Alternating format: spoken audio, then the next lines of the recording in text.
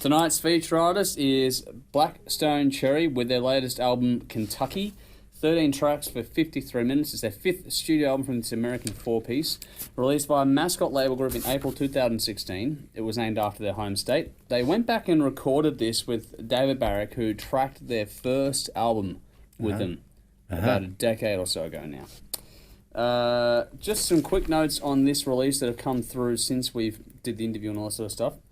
Black Stone Cherry's new album, Kentucky, is the band's highest charting album debut to date.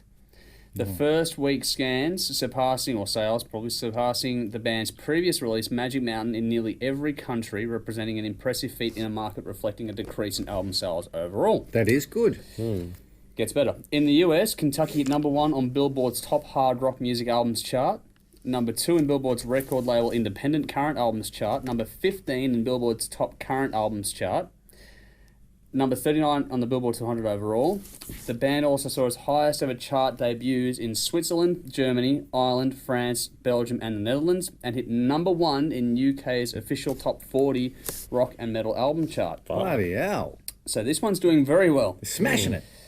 On that note, you saw earlier tonight that we did a review of Steel Panther's latest, and funnily enough, these two bands are touring together in Australia very soon. Oh, yeah. They are. It's going to be great. It is. June 17, Sydney. June 18, Melbourne. June 20, Albany Creek.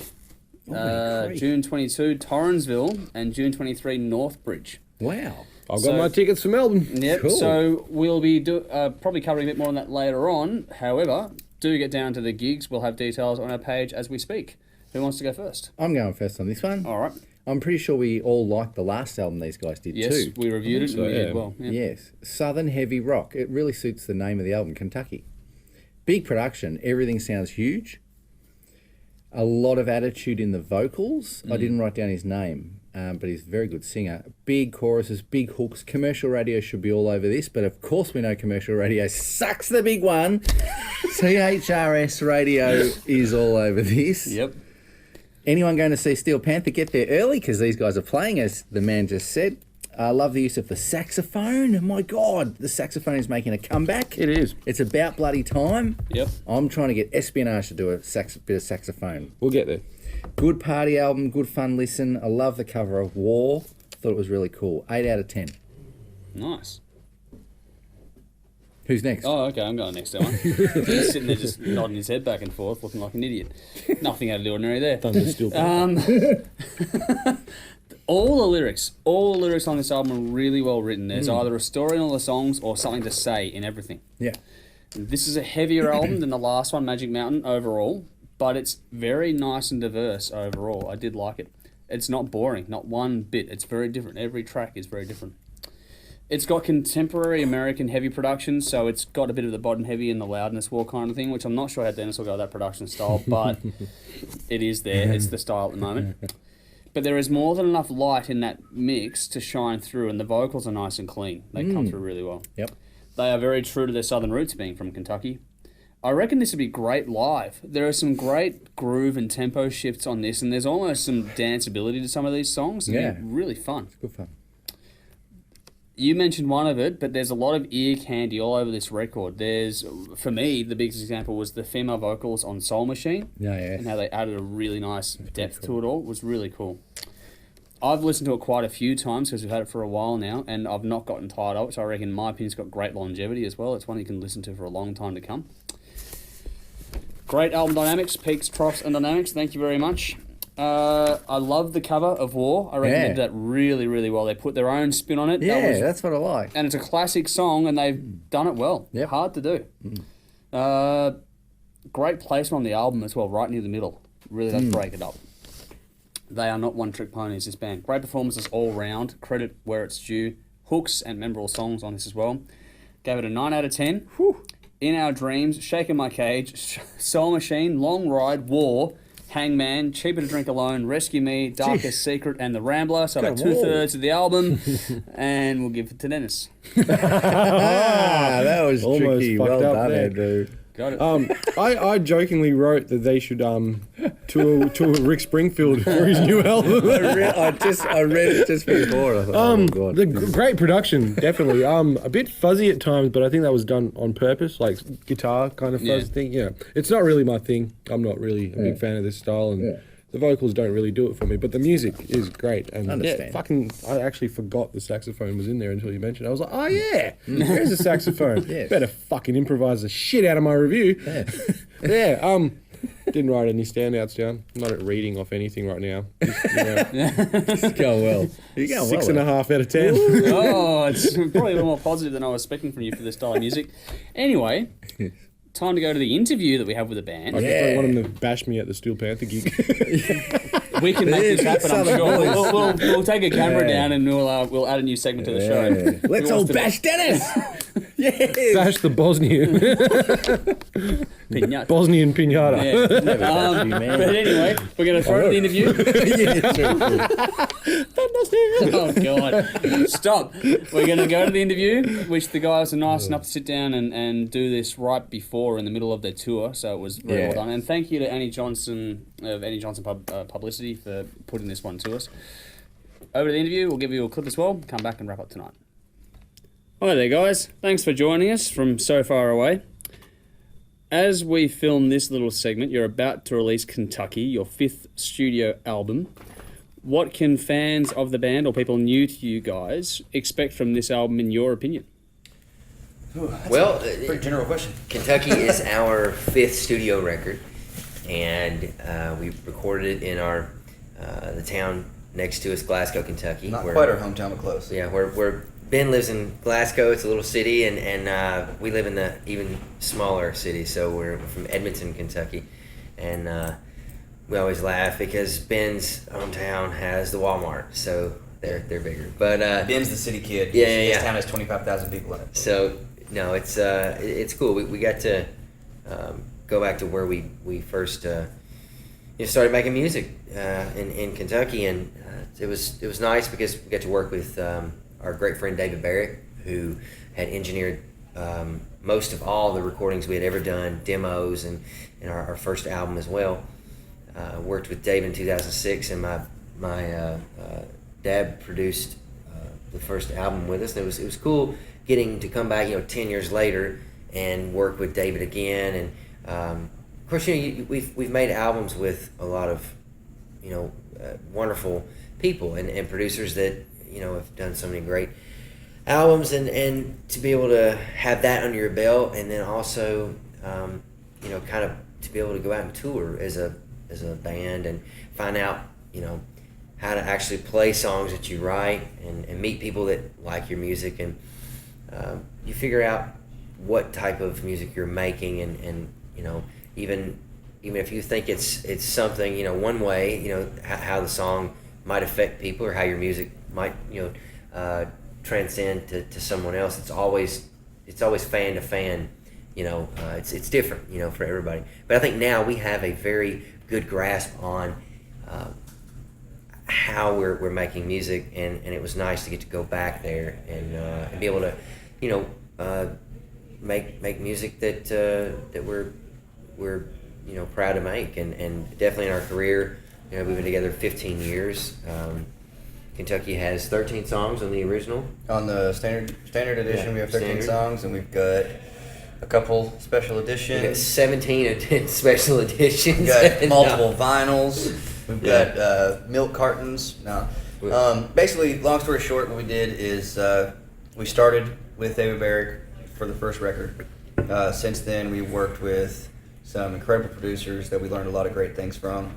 And on this record, we decided we were going to go back to where it all began and take all the things that we've learned from all these producers and apply it to a true-to-life Blackstone Cherry record that's produced by us, written by us. It's our stuff. It's our persona captured in true raw integrity. What to expect is the real deal. This album seems to be something of a homecoming for you guys, going back right to the roots of where you began. What was it like to go back to that original studio and the same people and go back to the start? Honestly, we were between labels at the time whenever we first decided we were going to go try the studio out. We went in and did a couple tracks in February or March of last year, and the tracks turned out great, and we were really satisfied with it, and it just made sense, especially whenever we made the Mascot connection and all that. It's like, okay, new label, we're gonna kind of dig back into our roots, and this is like a new beginning for us. So we're gonna kind of start back from square one where we did before, but we're gonna do it with this new mentality that we have, because we've learned so much, not only from recording records, but from touring and playing our music in front of our fans and other bands' fans and earning new ones and all that. So, yeah, I mean, it's been a big experience for us for sure. But as far as returning to the roots and it being intentional, I mean, it became that for sure. Initially, we were just looking for a way to bring our music to our audience in an honest way without having to jump through so many hoops and cut all the red tape. In an interesting move, you've covered the iconic song War by Edwin Starr's Motown. You did a great job on that, but what was the thinking behind deciding to do it, and how important was it to put your own spin on it in the end? I think it's always important to put your own spin on a cover as much as possible, because you don't want to just kind of regurgitate the same thing that people have heard a million times. That song, honestly, it was kind of like a crapshoot. We had so many different songs we were talking about, and Chris said, he's the one who suggested it, he said, what about War? I remember sitting there going, whoa. I was like, yeah, we can kill that. Like, why don't we try that one? There's a lot of Motown songs that we were looking for a B-side for the record, Right. And something that was unique, and you have so many options with people have covered so many great songs, but then you don't want to do something that is so common that Right. everybody and their Freebird. brothers Right, covered, Hallelujah or something. yeah, exactly. So that's why we sat there probably 2 hours listening to songs, and when Chris hit shuffle or whatever and War came on, we were all just like, yeah, man, let's go cut that. And in the middle of cutting it, we realized, wow, this is not going to be just a B-side. This isn't a B-side. It's really good, because and it's funny to even think that it wouldn't be, because I mean it was a hit before. Why wouldn't it be when we played it, And it if we didn't make it awful? It makes but perfect yeah. sense for the times. It makes perfect sense for us. It sounds like we wrote it. If you really sit back and listen to it, think about all the songs we've done before and our style of music. I mean, with an exception to like the lyrical arrangement, basically the only difference really that you would see from songs that we write on our own to that song.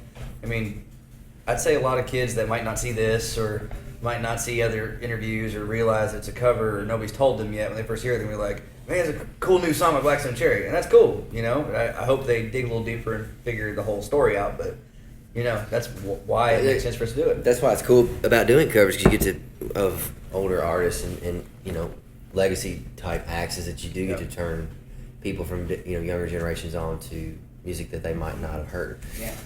If I'm correct, you're about to embark on your first Australian tour this coming June. What are you most looking forward to about the tour, and what have you heard in advance about Australian audiences? Honestly, I mean, great things, because we get asked all the time on Facebook, hey, when are you coming to Australia? And like the next hour, it's like, hey, when are you coming to Australia? Yeah. So if you read the Facebook stuff, like the stats, I don't know if you ever do or not. Yes. I don't, but Vinny informed me that Australia's like our second or third market, something like that. Yeah, I think we so. have like you got the bronze a medal ton right of now. fans from Australia, and we're like, sorry guys, we've never. It's paddled all down there, it's always been hard, because every time we had a chance to go do festivals or headline shows in Australia, we had to go to a different tour or a We had different to go to the country. UK. Yeah, or go to the UK. We had to go to the UK. We were making money No, in the UK, and we had to go to the UK. so now we're really excited, and just can't wait to get down there. I mean, I'm gonna work on my tan when I'm down there. So I'm gonna try to work on my tan before I go there, so I don't get fried. well, it's gonna be a winter, right? We are So I going don't in our know. winter time, so Yeah. we all right. As a band, you're about to turn 15 years old, have released 5 studio albums, and are also about to celebrate the 10th anniversary of Blackstone Cherry, the album. How does it feel when you look back on what you've accomplished so far, and what has been the biggest change in the band over the years? When you say you're about to turn 15, that's such a weird throwback. That's like, whoa. Yeah. To be honest, I mean, 15 is pretty 50 amazing. is how old I was when I moved to Kentucky. Yeah, I mean, we started in 2001, and it is amazing to be able to be in a band with, people, brothers you grew up with, You know, It's amazing that we're still putting up with each other every day. Oh yeah, dude, we've lasted longer than Pope's marriages. I mean, you know, honestly, 10 years on the album though is really cool. I mean, Yeah. you don't think about that every single day. You do more of the anniversary when the band got together, but I want to do an anniversary T-shirt for the record. I'm working on it. We'll do work it up, dude. We'll do work it. it up. Just prelude. We'll let you know.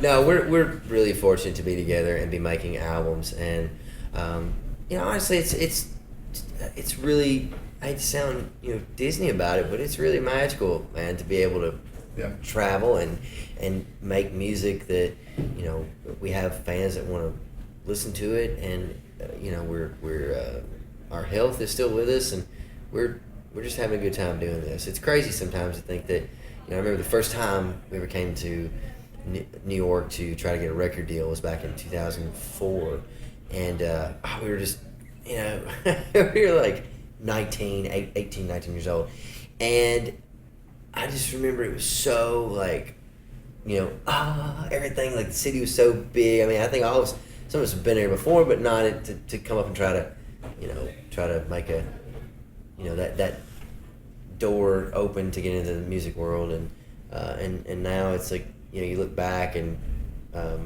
thinking about the progress that we made and albums and places we've toured and people we've met. It's wonderful. So then what's coming up for Blackstone Cherry over the next 12 to 18 months? Lots of touring. Obviously, the album's going to be coming out soon. Somebody will have another kid probably.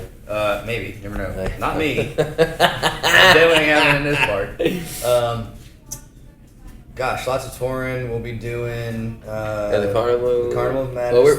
Hang on. Let's back up. Hang on. Yeah. We're going out with. Well, the album comes out April 1st. Right. I mean, that's the big deal. Then we go out with Volbeat. Then we go out with Buckcherry. Then we come to Australia. Go to Australia. Then where are we going after that? We doing South America next? Carnival next. We're doing the Carnival of Madness here in the United States of America, which is going to be awesome. And then we're gonna try to get South America together. Not 100% yet. Hopefully, fingers crossed. That's in September, maybe. August. We're going back to England for one show, the Rambling Man Festival. Oh, yeah, forgot about that. Sorry. And we have a lot of things, man. Yep. It's so stressful. Then we'll put out a new record in January. No. Well, yeah, I think you gotta stay busy though. That's the thing. We're gonna start releasing singles like we did back in the day. What about unlike Walk Hard, Dewey Cox, where he goes into Sun and he cuts the demo and the girls are outside? Dewey! He's got the 45s already made up. My favorite part about that movie so is great. you're never gonna be famous. You never, babe, I got #1 single. You're never gonna be famous. You never gonna take my monkey. Well, many thanks for taking the time to do this with us, guys. You've got a very busy schedule, and we do appreciate it. Looking forward to seeing you down under in a little while. Awesome. Good. Peace. Thank you.